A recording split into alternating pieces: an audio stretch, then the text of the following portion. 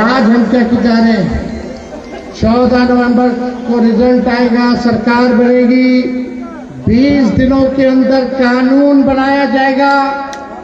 ये कानून क्या होगा? जिस परिवार के पास सरकारी नौकरी नहीं है उस परिवार को एक सरकारी नौकरी तेजस्वी दिलाने का काम करेगा। किन परिवारों के पास सरकारी नौकरी नहीं है, जरा हाथ उठाना। होना चाहिए कि नहीं होना चाहिए?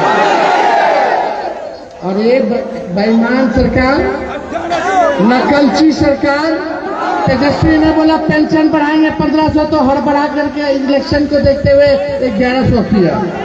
20 साल तक इनको याद नहीं है। हमने बोला 200 यूनिट फ्री में देंगे, तो ये सरकार भी कहती है 125 यूनिट फ्री में बिजली देंगे।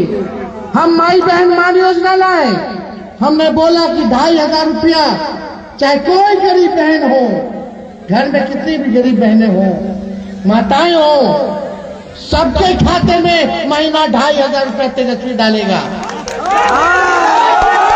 साल का 30,000 दिया जाएगा और 5 साल का 1.5 लाख रुपया माताएं बहनों को, गरीब माताएं बहनों को दिया जाएगा।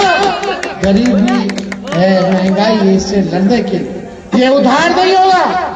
जब हमने माई बहन की बात की, योजना की बात की, तो ये सरकार एक और रिश्वत देने वाला उधार लेकर के आया कि 10-10 हजार रुपया महिलाओं को उधार देकर के रिश्वत दिया जाए। वो उधार है, लेकिन तेजस्वी देगा वो आर्थिक न्याय है, महंगाई से लड़ने के लिए देगा, वापस नहीं लेगा। ये लोग वापस लेने का काम करेगा, इसलिए ये योजना हम लोग लाएंगे। सारा काम किया जाएगा, बस आप लोगों का आशीर्वाद होना चाहिए। मिलेगा ना आप लोगों का आशीर्वाद? भाईचारा को बचाना है, लोकतंत्र को बचाना है, संविधान को बचाना है।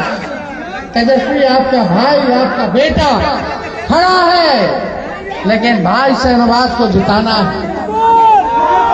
लोकसभा का चुनाव ये जीत गए थे, लेकिन अपनों ने ही इनका जो है नुकसान किया।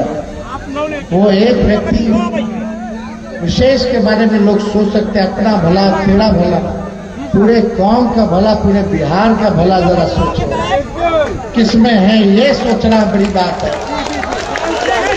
अरे देश बचाना है इन लोगों से, बिहार को बचाना।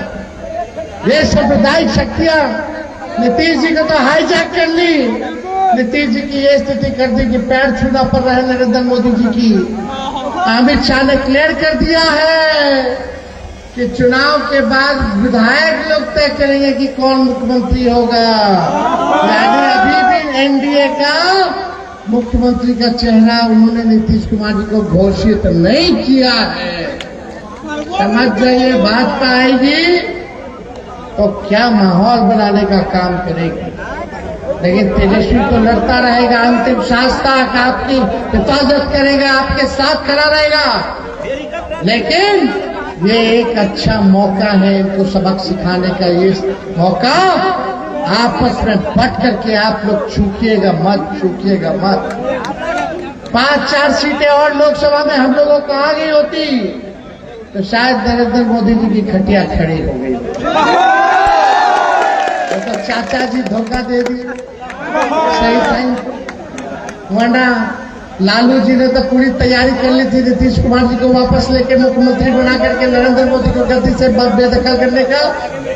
लेकिन चाचा जी बताओ, घूम करके हम लोग इंडिया अलायंस बनवाए, बिहार में पहले हम मीटिंग करवाए, सब लोगों के द्वार गए विपक्षी नेताओं के, और सब लोग एक हो गया तो इधर से भाजपा वाला इनको खींच लिया।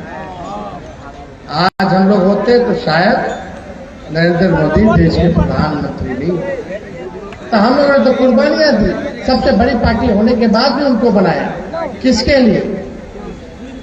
देश के सामाजिक न्याय के लिए, सांप्रदायिक शक्तियों को भगाने के लिए। इसलिए ये बड़ी लड़ाई है, ये कोई चुन्नू और मुन्नू का खेल नहीं है। बेटा चुन्नू नाराज हो जाएगा, मुन्नू मन को हम जो है वोट दे दें, मुन्नू नाराज हो जाएगा, चुन्नू को हम वोट दे दें। ये चुन्नू मुन्नू का खेल नहीं है, ये बिहार बनाने का चुनाव है, देश के संविधान, लोकतंत्र, भाईचारे को बचाने का चुनाव है।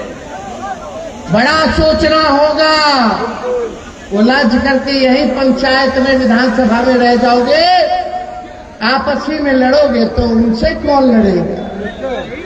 तो इसलिए ये बात समझने की जरूरत है। सभी लोगों को बोलेंगे कि सब लोग एक होइए, एक हो करके एनडीए को उठा फेंकिए, भगाइए लोगों। तो बनाना है ना। तो इनका वोट है 11 तारीख को, 11 नवंबर को इनका वोट है शनिवार भाई का। लालटेन पर वोट दीजिए, ठगा भाजपा को भगाइए फटाफट फटाफट। बहुत बहुत आप सब लोगों का दिल से धन्यवाद। जोगी हकी नेता जिंदाबाद जिंदाबाद जिंदाबाद। विजय का माला पहना के हाथ उठा के बहुत बहुत धन्यवाद। जिंदाबाद जिंदाबाद।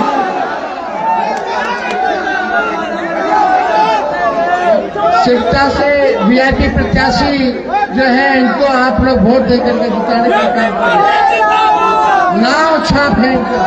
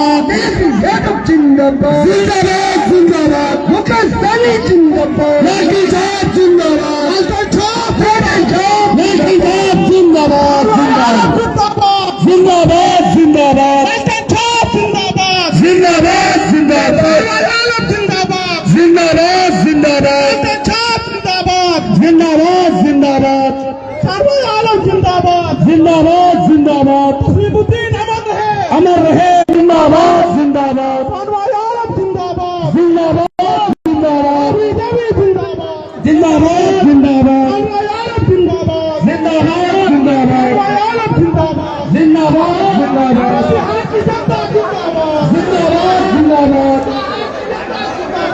जिंदाबाद जिंदाबाद